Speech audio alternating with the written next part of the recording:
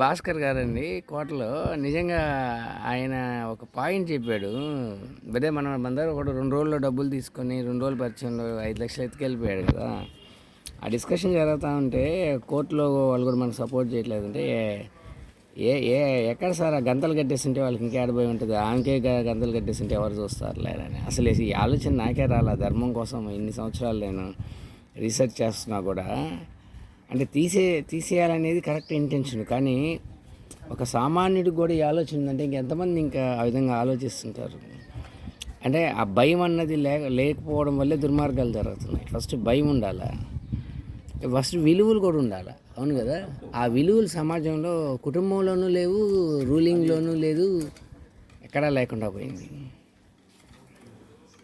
ఎక్కడో ఇలాంటి వ్యక్తులు ఒకరిద్దరు ఉన్నారు. నిజంగా మిమ్మల్ని అభినందిస్తున్నా. అంటే స్వార్థం లేని ఒక జీవనం ఎలా ఉంటుందో నీ దగ్గర ఇప్పుడు నేను వెతకుతా ఉంటే నువ్వు కనబడ్డావు. స్వార్థం లేని మనిషి అంటే పైకి ఒకలాగా నటిస్తాడు, లోపల వాడు ఇంకోలా ఉంటాడు. వాడి స్వరూపం సెట్ అంగడికి వస్తుంటాయి చూడు ఒకసారి అడిగి.